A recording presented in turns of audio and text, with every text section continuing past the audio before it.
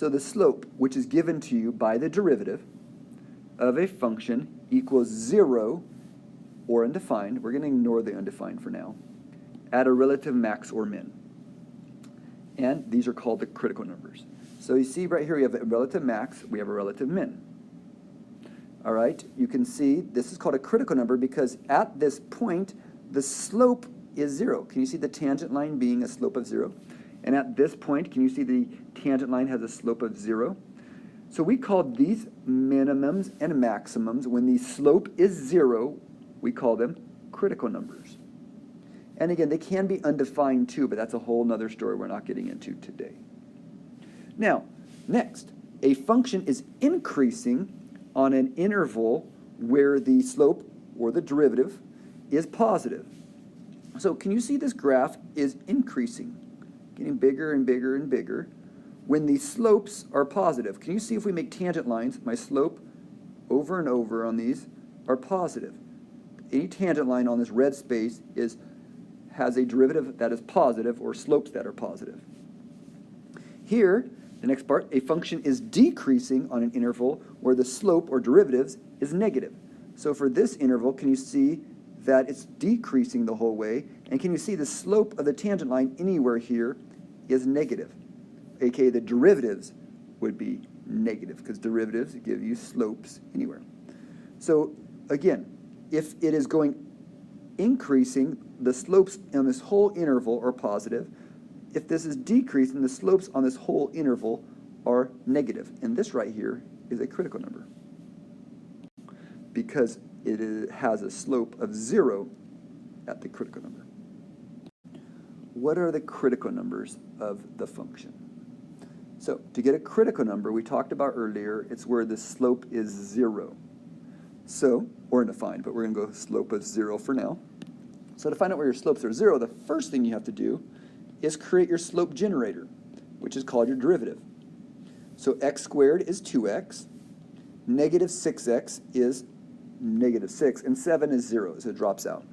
So now I want to know, where does your derivative equal 0? Because your derivative gives you slopes. So where does this equal 0? Well, we solve it. And this will be your critical number. So we add 6 to both sides. 2x equals 6. We divide by 2. And we get x equals 3. So at x equals 3, we have a slope of 0. And this is our critical number. So once I have a critical number, we'll go to this next question. On what interval is the function increasing? Well, if I want to know where it's increasing, it's when my slopes are positive. All right? Now, at this point, my slope is 0. So if we think about this, I'm going to draw a little picture to help me out here.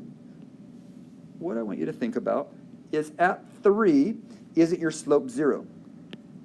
So if I put a number left of that, what you'll notice is if I put a number into my derivative function that is left of that,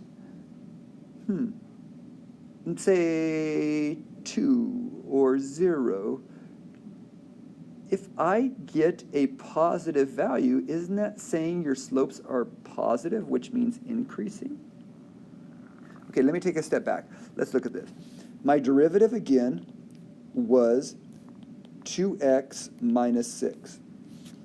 So if I plug a value in, say that's less than 3, let's say f of 0, f prime of 0. So f prime of 0, if I plug that in, watch what happens. I get 2 times 0 minus 6, which that would be negative 6. So that is a negative. So your m is negative at 0. And for this whole interval, because this is the only place it could be 0, if this is negative, that means that this whole interval has negative slopes. And if they have negative slopes, that means they're decreasing, not increasing.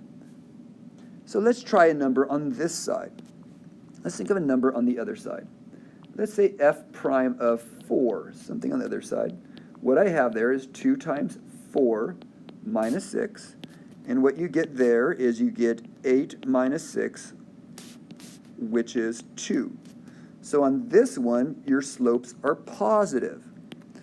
So over here, my slope is positive, and for this whole interval, it'll stay positive. The reason is because the only place is 0 is at 3. And the only place to change from positive to negative is at a 0, if you really think about it. So everything's negative over here, everything's positive over here as slopes. And isn't increasing mean your slopes are positive? So wouldn't this whole interval be where your graph is going up? So my answer would be, what is the interval for which it's increasing? The interval goes from 3 to infinity, also known as x is greater than or equal to 3. Either notation is perfectly fine, but that would be the interval for which we're increasing. I know it doesn't make a lot of sense to have an or equal to here, but when we talk about increasing, we make them closed intervals. But if I wanted to know where it's decreasing, I would just say less than or equal to 3, or negative infinity to negative infinity to 3.